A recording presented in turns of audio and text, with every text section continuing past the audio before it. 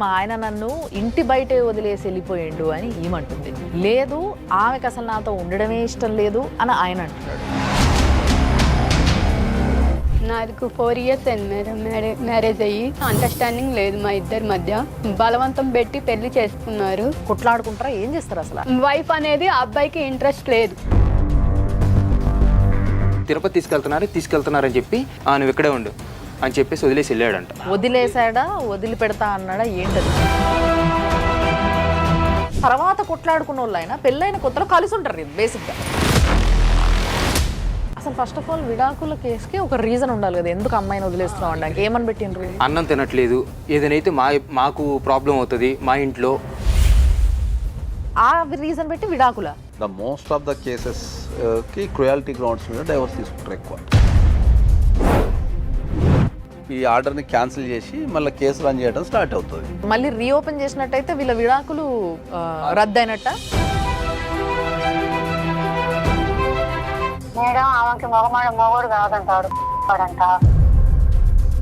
UK ఇట్లా అంటుంది కదా, ఆయన ఇట్లా చేస్తుంది అది చేస్తుంది అక్కడ ఉంటలేదు అంటుంది కదా. ఒకసారి సమరం దగ్గరికి వెళ్ళామండి, ఇక్కడ కాదు అక్కడ కాదు. పచ్చిగా మాట్లాడొద్దు కానీ అనొద్దు కానీ ఎట్లా అంటే మా ఆయనకు లేదు. ఫస్ట్ నైట్ ఉంటుంది కదా మేడం, అప్పుడు ఒక్కటే కలిసింది, ఇంకా మళ్ళీ తర్వాత కలవలేదు లేదు మేడం.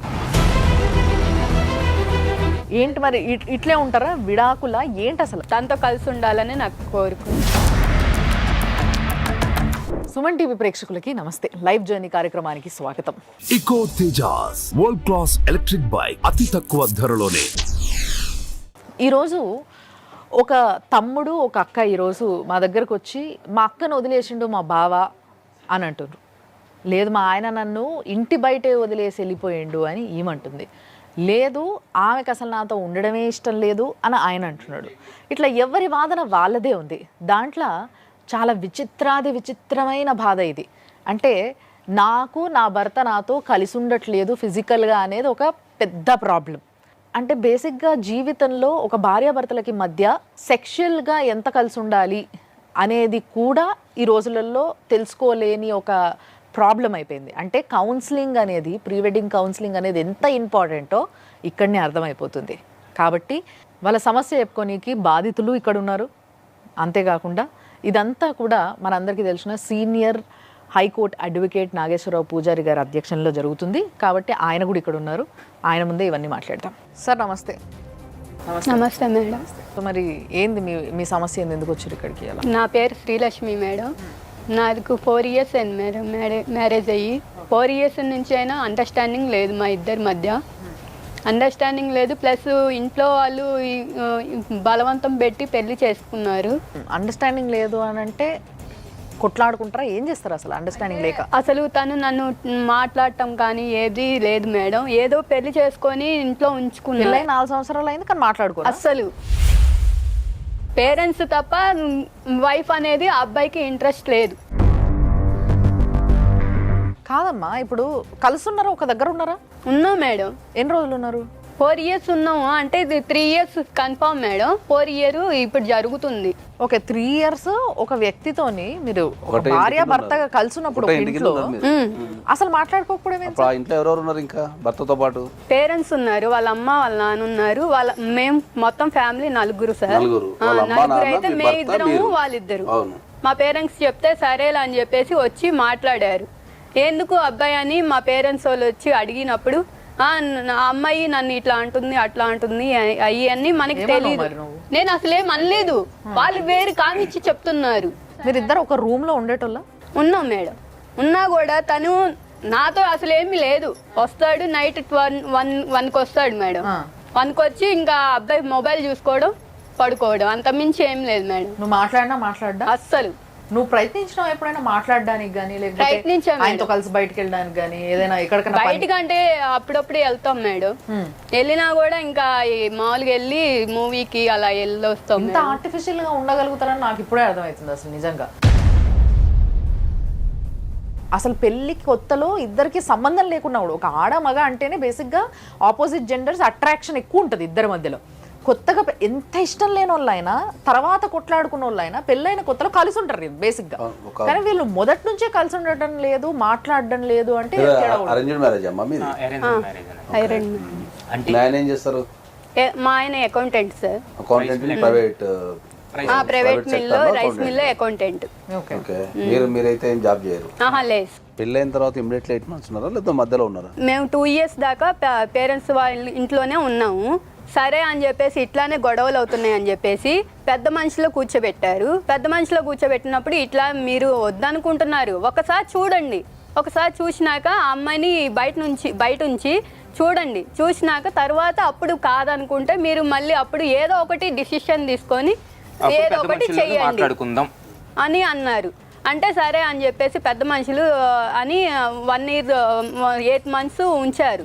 8 months ఉంచినాక మా ఫాదర్ చనిపోయారని చెప్పేసి నేను మా ఇంటికి వచ్చాము, అందరం వచ్చాము, 4 వచ్చాము. వచ్చినాక సరేలా అని చెప్పేసి 4 వచ్చాము. వచ్చినాక అయిపోయినాక మళ్ళీ అది చనిపోయినాక తీసుకొని వెళ్ళాలా లేదా?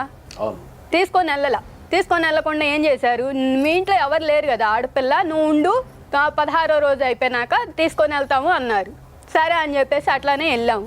వెళ్ళాక 1 month కూడా అంత 1 నెల కూడా ఇంకా అట్లానే కంటిన్యూ ఏదో ఒకటి గొడవ పెట్టడం, తన్నడం, తిట్టడం, అట్లా ఇష్టం వచ్చినట్టు మాట్లాడారు. కొడతాడా? నేను కొడతాడు మేడం. డ్రింక్ అలవాటు ఉంది మేడం తనకి, తాగొచ్చి కొడతాడు.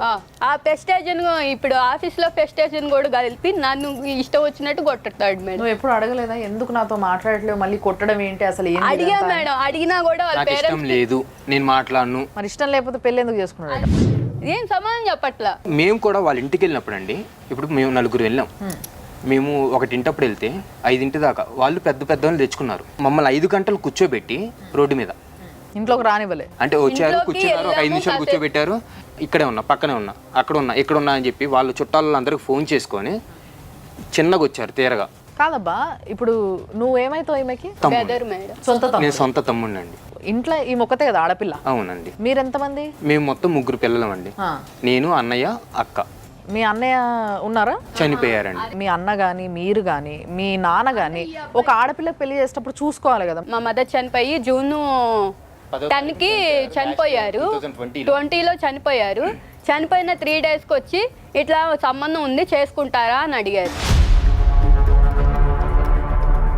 ఫాదర్ అన్నారు నాకు తెలీదు, నేను చెయ్యను, మా అబ్బాయి ఉన్నాడు, మా అబ్బాయి చూసుకుంటాడు ఏదైనా. అంటే ఈ అబ్బాయి కాదు, ఇంకో అబ్బాయి, ఆ అబ్బాయి చూసుకుంటాడు, చూసుకొని అన్నీ మాట్లాడుకున్నాక చేసుకుంటాము అన్నారు.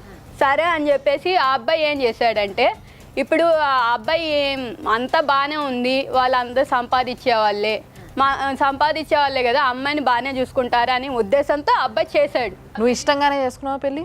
ఇష్టంగానే చేసుకున్నాం మేడం. పెళ్లికి ముందు మీ ఇద్దరు మాట్లాడుకున్నారా అమ్మా? మాట్లాడాము సార్, 1 month మాట్లాడాము. అప్పుడు మీ మీద ఇంట్రెస్ట్ చూపించింది బాగానే? అంటే ఫోనే కదా సార్, ఫోన్లోనే 1 month మాట్లాడాడు. ఇంట్రెస్ట్ చూపడం కానీ అంటే బాగానే మాట్లాడాడు. ఆ నెల రోజుల్లో నీకు ఎప్పుడు డౌట్ రాలేదా? వచ్చినాయి మేడం, వచ్చినా కూడా సరేలే మనకి ఇంకెవరు లేరు చేసుకుంటామన్నారు కదా, మంచిగా చూసుకుంటామనే ఆలోచనతో మనం చేసుకున్నాం. పోనీ పెళ్లి తర్వాత ఇంకెవరితోనన్నా కలిసి ఉండడం, ఆయన ఇంకెవరితోనన్నా రిలేషన్ ఉందా మీ ఆయనకి? ఉన్నాయి. వేరే రిలేషన్ ఉందా? ఉంది. ఇంకో అమ్మాయి ఉంది జీవితంలో? ఉంది. ఎప్పటి నుంచి? పెళ్లికి ముందు నుంచి ఉందా? పెళ్ళప్పుడు స్టార్ట్ అయిందా? ఎప్పుడు? పెళ్లికి ముందు నుంచే ఉంది. పెళ్లికి ముందు నుంచే ఉంది. ఇప్పుడు కూడా అమ్మాయితో మాట్లాడతాడా? తిరుపతి తీసుకెళ్తున్నారని చెప్పి మా ఊరు మధ్యలోనే కదా, అక్కడ వదిలేసి నువ్వు ఇక్కడే ఉండు అని చెప్పేసి వదిలేసి వెళ్ళాడంట.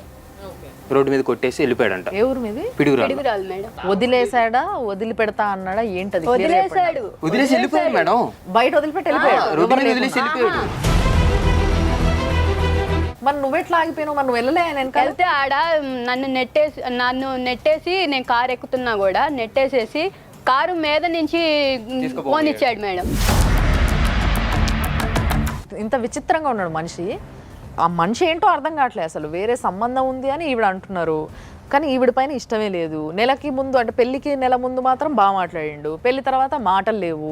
పెద్ద మనుషుల సహాయంతో వాళ్ళు 8 నెలలు వాళ్ళు విడికాపురం పెట్టమంటే పెట్టారు.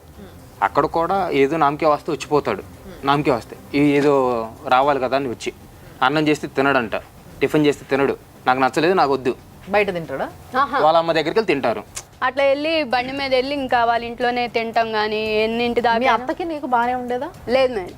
కొట్లాడుకునే వాళ్ళ మీరిద్దరు? అంటే కొట్లాడుకోవడం అంటే ఏం లేదు, తిట్టుకోవడం మాత్రం ఉంది.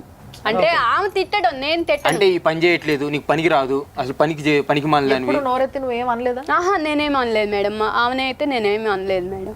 మీ మామయ్య గారు ఎప్పుడు చెప్పలేదా? ఎప్పుడు పెద్ద ఆయన కదా ఆయన, పెద్ద ఆయన భార్య ఏది చెప్తే మొగుడు అంతేగానా? ప్రతి నిమిషం ఒకరినొకరు ఇట్లా కంటికి రెప్ప కాసుకోవాల్సింది భార్య భర్తలు ఒకరినొకరు.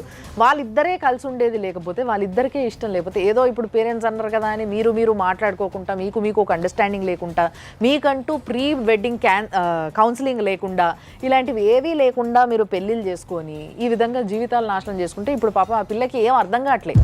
అంటే నా జీవితం ఎందుకు నాశనం అయిందో నాకే అర్థం కావట్లేదు అనే స్టేజ్లో ఉందామా? సో ఇప్పుడు తీసుకెళ్ళాలంటున్నాడా? లేదు మేడం. ఏంటి మరి ఇట్లే ఉంటారా? విడాకులా ఏంటి అసలు? మేడం నాకు అయితే న్యాయం కావాలి మేడం. తనతో కలిసి ఉండాలని నాకు కోరిక.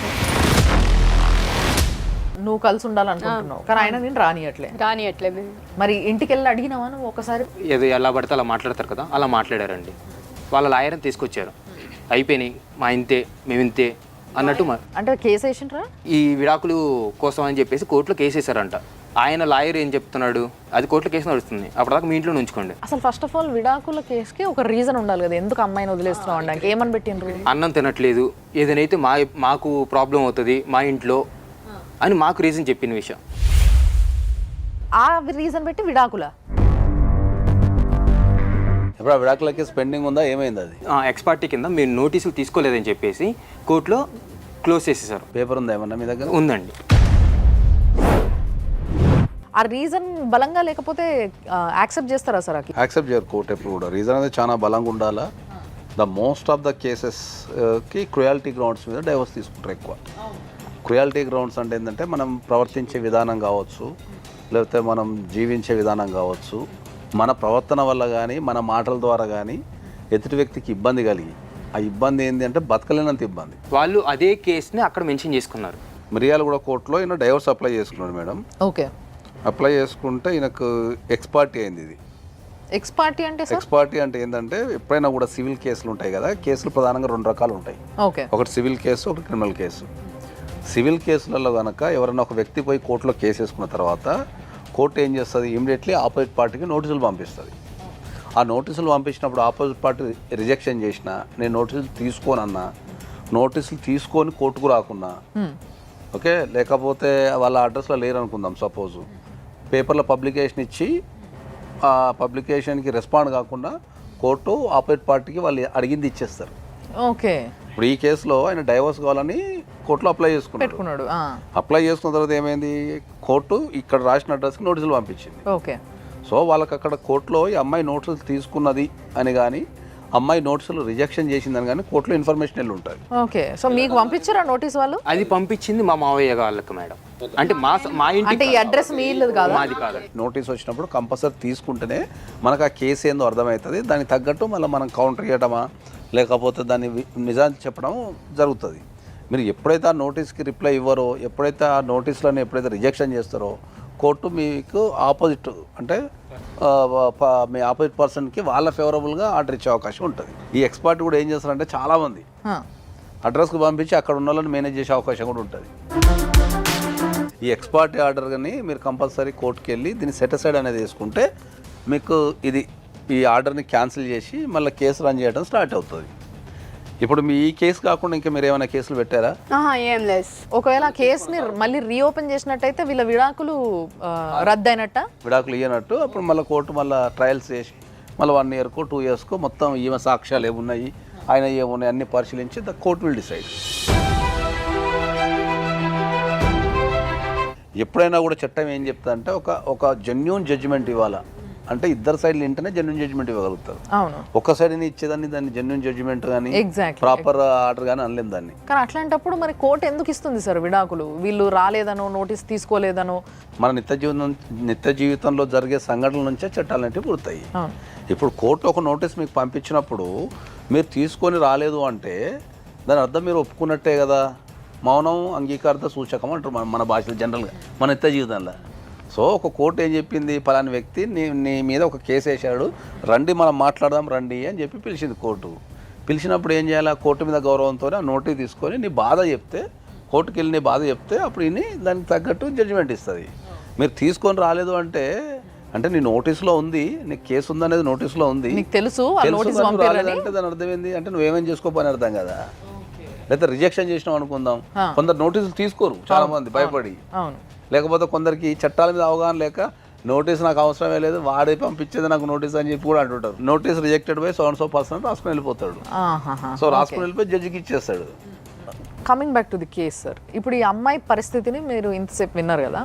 సో ఈ లెక్కన వీళ్ళు కేసుని రీఓపెన్ చేయించుకున్నప్పుడు వీళ్ళ తరఫున వీళ్ళ వాదన వినిపించాలి కంపల్సరీ, రైట్? అప్పుడు వీళ్ళు పెట్టుకోవాల్సినవి ఏంటి సార్ ఈ ఇప్పుడు ఈ కేసు కాకుండా ఏంటంటే అమ్మా, ఇప్పుడు ఆపోజిట్ పార్టీ డైవర్స్ కావాలని వేసిండు, మీకు డైవర్స్ కావాలని వేసిండు కాబట్టి మీకు క్రుయాలిటీ గ్రౌండ్ మీద వేసిండు.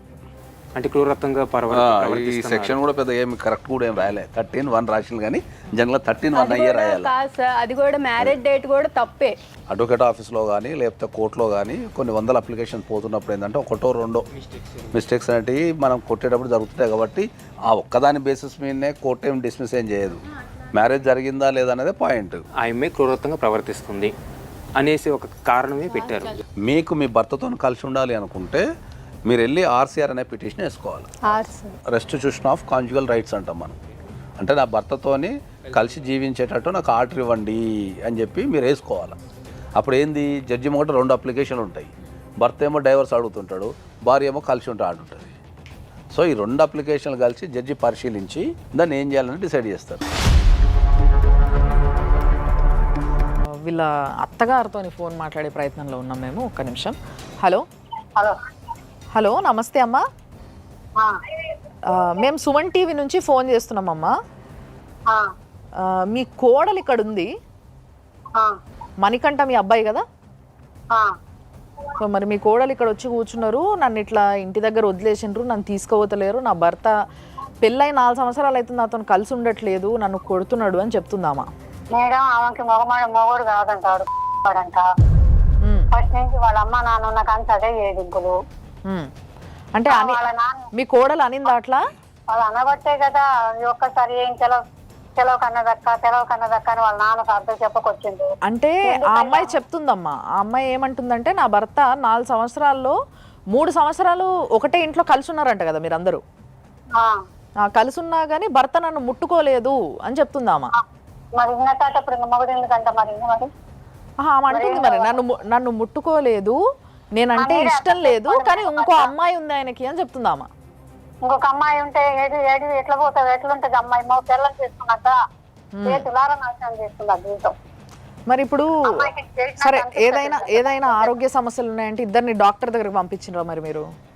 చూపించాం, మావాడికి లేదని చెప్పేది ప్రకారం చేస్తే వాళ్ళు అన్నారు కదా యూకే ఇట్లా అంటుంది కదా, ఆయన ఇట్లా చేస్తుంది అది చేస్తుంది అక్కడ ఉంటలేదు అంటుంది కదా.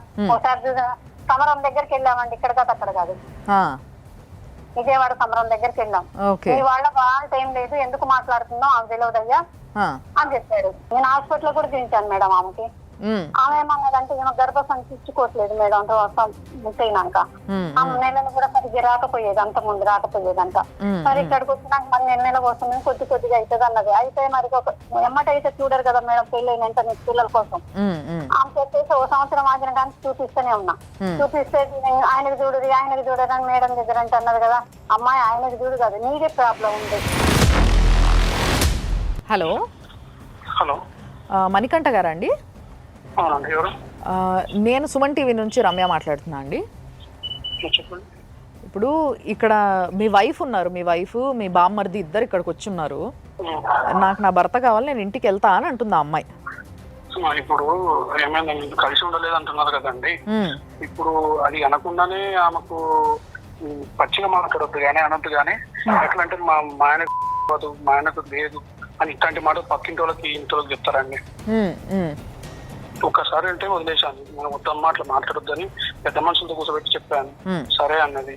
సరే అన్న తర్వాత కూడా మళ్ళీ 2వ సారి అదే మాట అని, 3వసారి అదే అని, వాళ్ళ ఇంటికాడని మోతనం లేదు ఆతనం లేదు అని చెప్పి అన్నది. అది కరెక్టేనండి? నాకు అర్థమైంది. అంటే మీరు చెప్పినట్టుగా నిజంగా అదే జరుగుంటే మాత్రం ఏ అబ్బాయికైనా కొంచెం ఇబ్బందికరమే, అట్లా చేయడం తప్పే. మీకు మీ భార్య అంటే ఇష్టం లేదా? లేదండి ఇప్పుడు నాకు ఆ మాటలు అన్న తర్వాత నాకు అసలుకే పోయింది. ఇప్పుడు కాదు, పెళ్ళైన తర్వాత. ఇప్పుడు పెళ్లికి నెల రోజుల ముందు బాగా ఫోన్ మాట్లాడుకున్నారట, బాగున్నారట కదా ఇద్దరు?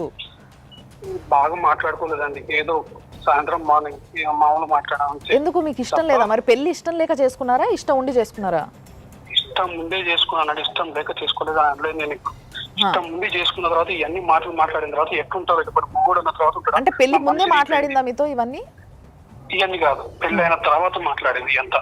ఓకే, పెళ్ళైన తర్వాత అసలు పెళ్లి అయినప్పటి నుంచి అసలు మాటలే లేవు అని చెప్తుంది అమ్మాయి. మరి మీకు అట్టెట్లుంటాయండి, ఉండకుండా ఎట్లుంటో చెప్పండి. అదే అందుకే అడుగుతున్నా, అమ్మాయి చెప్పింది నాకు ఒక వర్జన్, మీ వర్జన్ ఏంటనేది అడుగుతున్నా నేను. ప్లస్ ఇప్పుడు ఎవరైనా సరే ఎంతసేపు చేస్తారండి?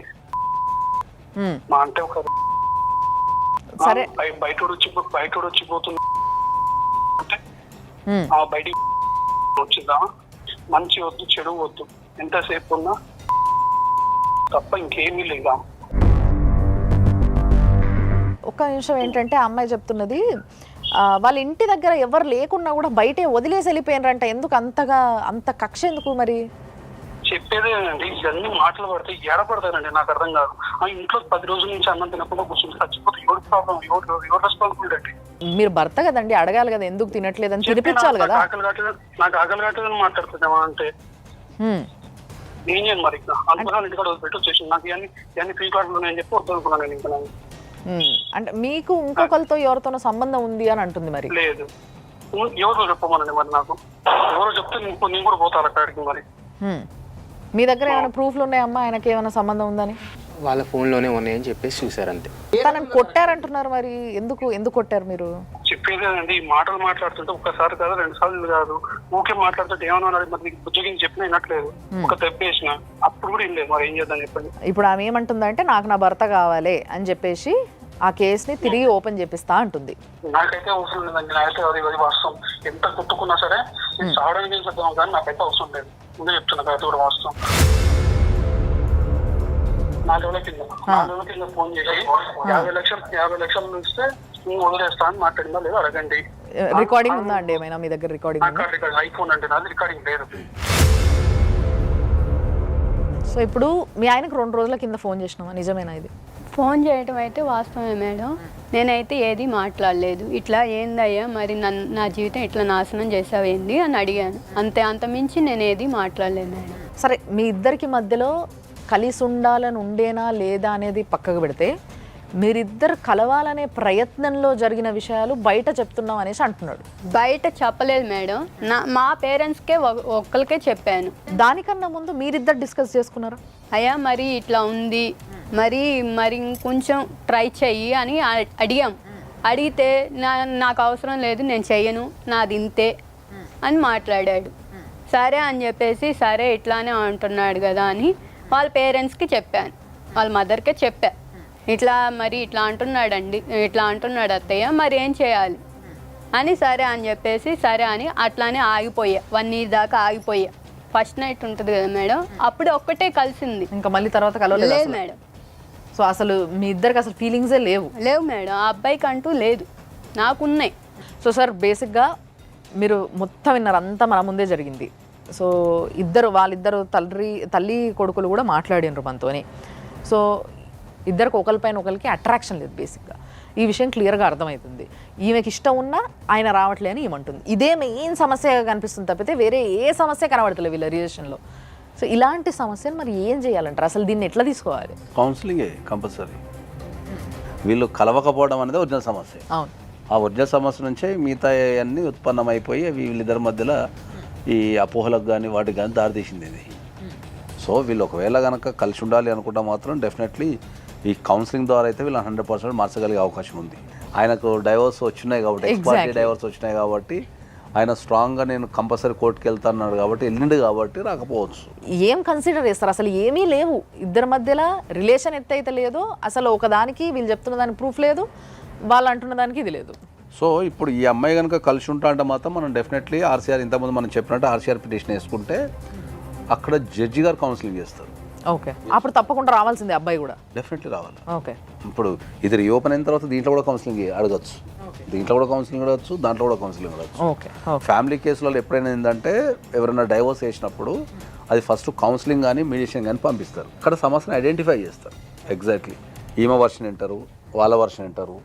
విన్న తర్వాత ఇప్పుడు మనం ఏదైతే చేస్తున్నామో సేమ్ అక్కడ కూడా అంతే. వీళ్ళకి ఎగ్జాక్ట్లీ ఏముంది, ప్రాబ్లం ఏముందని ఐడెంటిఫై చేసి వాళ్ళని కలపడానికి కానీ లేదా ఒకవేళ కలిసి ఉండలేము అనుకుంటే వాళ్ళని డైవర్స్ వైపు కానీ తీసుకెళ్తారు. ఇద్దరి మధ్యలో కొట్లాటలు లేవు, ఒక కౌన్సిలింగ్తో సెట్ అవుతుందని అనుకుందాం. సెట్ అయితే మంచిదే, అవ్వకపోతే ఈమె పరిస్థితి ఏంటి మరి? ఆమెకి ఎవరున్నా లేకపోయినా ఆమెకు చట్టం అయితే అండగా ఉంది కదా. చట్టం అయితే ఎప్పుడు ఆమె తరపున నిలబడుతుంది తప్పకుండా. ఇప్పుడు అదే చెప్తున్నాం మనం. ఆమె గనక కలిసి ఉండాలి అనుకుంటే ఆమె ఇప్పుడు చేయాల్సింది ఆర్సీఆర్ అనే పిటిషన్ వేసుకోవచ్చు. లేదు అనుకుంటే వెళ్ళి అత్తగారింట్లో కూడా ఉండొచ్చు. ఆమె డైరెక్ట్ వెళ్ళిపోయి ఉండొచ్చు అని మీరు చెప్తున్నారు సార్. ఇంట్లోకి కూడా రాని అట్లా చుట్టుపట్టి ఈడ్చి కొడుతున్నారు సార్. మీరు డొమెస్టిక్ వైలెన్స్ కింద మీరు కేసు వేసుకోవచ్చు. రెసిడెన్స్ ఆర్డర్ అని ఉంటుంది. డొమెస్టిక్ వైలెన్స్ అనేది వేరు, డౌరీ హరాస్మెంట్ కేసు వేరు. డొమెస్టిక్ వైలెన్స్ అనేది ఒక సివిల్ కేసు. అది కోర్టులో వేసుకుంటాం మనం, లేదా ప్రొటెక్షన్ ఆఫీస్ దగ్గర వేసుకుంటాం. ఓకే. ఈ హరాస్మెంట్ అనేది భార్యని హరాస్మెంట్ చేయటం అని కానీ లేకపోతే డౌరీ డిమాండ్ చేయటం కానీ ఇది క్రిమినల్ కేసు. ఇది పోలీస్ స్టేషన్లో వేసుకుంటాం. ఈ రెండు డిఫరెంట్. చాలామంది ఏంటంటే ఈ రెండు ఒకటే అనుకుంటుంటారు. డీపీ యాక్ట్ అంటారు. డీపీ యాక్ట్ అంటే ఏంది? Dowry prohibition act. అందరూ డీపీ యాక్ట్ అంటే డొమెస్టిక్ వైలెన్స్ యాక్ట్ అని అందరూ అనుకుంటుంటారు. డొమెస్టిక్ వైలెన్స్నేమో మనకు ఆడపిల్లలకి ఏమైనా ఇబ్బంది కలిగినప్పుడు దాంట్లో చాలా దగ్గర నాకు తెలిసి ఒక 20 to 25 రిలీఫ్స్ ఉన్నాయి దాంట్లో. ఇప్పుడు ఈమె వర్కింగ్ ఉమెన్ కాదు కాబట్టి మెయింటెనెన్స్ వేసుకోవచ్చు. ఓకే. ఒకవేళ ఏమో ఆ వ్యక్తిని పెళ్లి చేసుకోవడం ద్వారా ఆమె జీవితాన్ని కోల్పోయింది అనుకుంటే కాంపెన్సేషన్ వేసుకోవచ్చు, అలిమనీ కూడా వేసుకోవచ్చు. 498 కేసు వేసాం సార్ ఫస్ట్లోనే. అంటే ఈ కేసు రాకముందు వేసాము. వాళ్ళు ఏంటంటే డబ్బు చూస్తున్నారు కానీ మనిషిని వాల్యూ అనేది చూడట్లేదు. పోలీసులు ఏంటంటే లేదమ్మా వాళ్ళు ఏది అంటున్నారు అది అంటున్నారు, మేనేజ్ చేసేసి డబ్బులతో వెళ్ళిపోతున్నారు. వాళ్ళకెళ్ళి సపోర్ట్ వస్తుంది కానీ మాకెళ్ళి సపోర్ట్ అంటే ఎవరు లేరు. ఇప్పుడు ఎప్పుడైనా సరే ఒక ఆడపిల్ల వెళ్ళి ఒక పోలీస్ స్టేషన్లో కేసు పెట్టినప్పుడు ఏంటంటే జనరల్గా ఆడపిల్ల సైడ్ నిలబడతారు పోలీసు వాళ్ళంతా. ఓకే. ఒక్కసారి నువ్వు అప్లికేషన్ ఇచ్చిన తర్వాత డెఫినెట్లీ వాళ్ళని పిలవాల్సిందే. పిలిచిన తర్వాత అక్కడ కూడా కౌన్సిలింగ్ చేస్తారు. ఫ్యామిలీ ఇష్యూ కాబట్టి జనరల్గా ప్రతి ఫ్యామిలీ ఇష్యూలో ప్రతి దగ్గర కౌన్సిలింగ్ ఎందుకు చేస్తారు అంటే ఏంటంటే వాళ్ళకి ఏమన్నా ఆవేశం కానీ లేకపోతే అర్థం చేసుకునే తత్వం కానీ ఒక రెండు డిఫరెంట్ వ్యక్తులు కలిసినప్పుడు ఏంటంటే వాళ్ళిద్దరు కలిసి సాగడానికి కొంచెం టైం పడుతుంది. ఆ టైం పట్టే క్రమంలో అపార్థాలు ఇట్లా చేసుకొని విడిపోతారేమో అని చెప్పేసి ప్రతి దగ్గర కౌన్సిలింగ్ అనే సెషన్ పెడతారు. 498 కంప్లైంట్ ఇచ్చినప్పుడు ఏంటంటే వాళ్ళని కూడా పిలిచి కౌన్సిలింగ్ ఇస్తారు.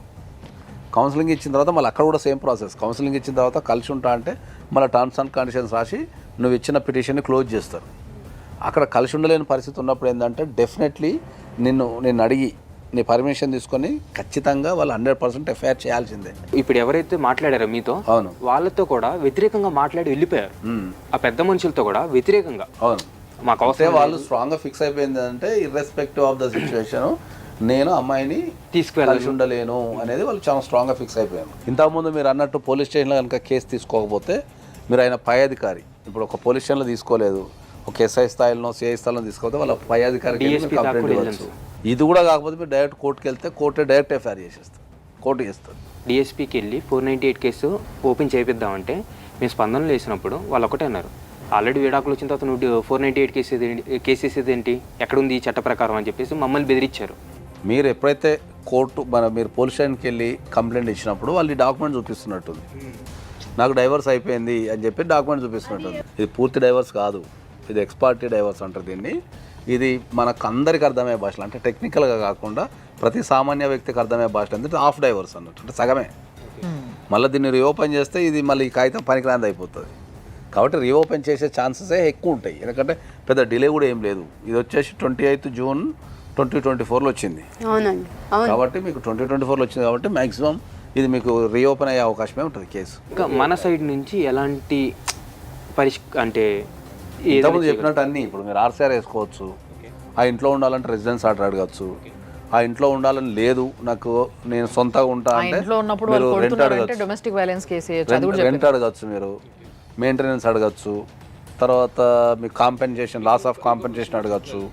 ఇంకా మీకు ఇప్పుడు ఈ మొత్తం సినారీలో ఏంటంటే ఇప్పుడు ఈ డాక్టర్ సమరం దగ్గరికి తీసుకెళ్ళినప్పుడు మిమ్మల్ని తీసుకెళ్లారా వాళ్ళే చేయించుకున్నారా? వాళ్ళే చేయించుకున్నారు. వాళ్ళ వాళ్ళే అంటే చేయించుకున్నారు. అబ్బాయి వాళ్ళ అమ్మ వెళ్ళి చూపించుకున్న, అది కూడా మాకు చెప్పలా. చెప్పలేదు. ఆహా, నేను ఇంట్లోనే ఉన్నప్పుడు అవును. ఇంట్లోనే ఉంటే ఎక్కడికి వెళ్తున్నారు అత్తయ్య అని ఒక మా చోటకి హస్బెండ్ని వెళ్ళినప్పుడు manipulate చేయడం అడిగాను, ఎంతసేపు అత్తయ్యని అడిగాను. ఆయనకు ఆరోగ్యపరమైన సమస్యలు ఏదైతే లైంగికంగా ఆరోగ్యపరమైన సమస్యలు ఉన్నాయని మీరు ఫీల్ అయితే, ఇది నేను అందరికి చెప్తున్నా ఏంటంటే, మీతో పాటు అందరికి చెప్పేది ఏంటంటే, మీరు కోర్టులోకి వెళ్ళి దానికి సంబంధించి టెస్ట్ చేయండి అని చెప్పి కూడా పిటిషన్ వేసుకోవచ్చు. ఓకే, కోర్టు ఒక ఎక్స్పర్ట్ ఉన్న డాక్టర్స్ దగ్గరికి అలా పంపించి కోర్టు రిపోర్ట్ తెప్పించుకుంటుంది. ఓకే, ఆ అవకాశం కూడా ఉంటుంది. ఒకవేళ ఆయన లైంగికంగా యాక్టివ్ లేడు, పార్టిసిపేషన్ లేదు అంటే మీరు అక్కడి నుంచి కూడా రిపోర్ట్ తెప్పించుకోవచ్చు. ఒకవేళ ఆ రిపోర్ట్లో కనుక గవర్నమెంట్ నుంచి వచ్చిన రిపోర్ట్లో కనుక ఆయన లైంగికంగా స్ట్రాంగ్గా లేడు అని కనుక వస్తే మీరు డెఫినెట్లీ మీరు 100% మీరు కాంపన్సేషన్కి హ్యూజ్ కాంపన్సేషన్ అంటే పెద్ద మొత్తంలో మీరు కాంపన్సేషన్ వచ్చే అవకాశం ఉంటుంది. ఇప్పుడు వరకు సార్ మీకు చెప్పాల్సినవి అన్నీ చెప్పిండ్రు. సో మీకు లీగల్గా మీకు ఒక క్లారిటీ వచ్చింది, రైట్? వచ్చిందా? ఇంకేమైనా డౌట్ ఉందా? లీగల్గా అయితే ఎలాంటి అంటే ఇప్పుడు ఆర్సీఆర్ ఒకటి వాళ్ళు ఏమన్నా కాంప్రమైజ్కి వచ్చి జనరల్గా కాంప్రమైజ్ చేసుకొని కలిసి ఉండటానికో విడిపోవడానికో అంటే అది మీకు పిల్లలు లేరు కాబట్టి మీరు డిసిషన్ తీసుకోవచ్చు. ఇంకొక సలహా ఏంటంటే, పెళ్ళైన తర్వాత ఇట్లాంటి డిస్ప్యూట్స్ ఉన్నప్పుడు ఏదే కలిసే ప్రోగ్రాం పెట్టుకోకండి. ఏదన్నా కారణం వల్ల ఇట్లా సగం డిస్ప్యూట్స్ ఉన్నప్పుడు ప్రెగ్నెన్సీ అయితే కనుక చాలా ప్రాబ్లం అవుతుంది. మాకు లీగల్గా ప్రాబ్లం అవుతుంది. పుట్టిన పిల్లలు తండ్రి లేక తల్లి లేక వాళ్ళు కోర్టు చుట్టూ పుట్టినప్పుడు తిరగాలి. పిల్లల బతుక అన్యాయం అయిపోతుంది వీళ్ళ వల్ల. పెళ్ళైన తర్వాత ఒక 1-2 years వెయిట్ చేసి ఇద్దరికి జీవితాంతం కలిసి ఉండగలుగుతాం అంటేనే పిల్లల్ని కనాలి.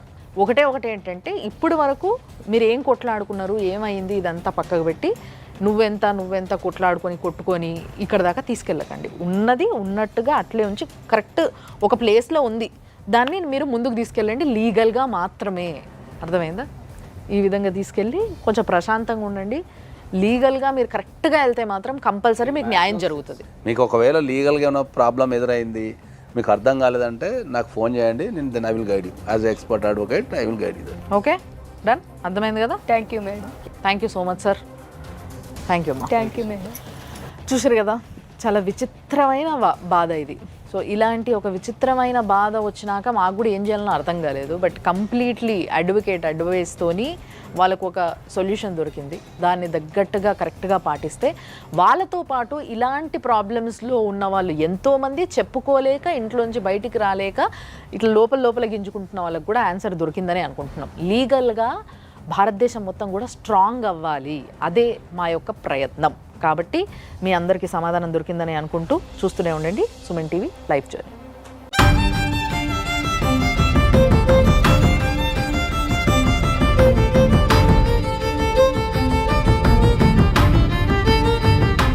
Anchors dress courtesy sari house, OU colony, Shaikpet, Hyderabad.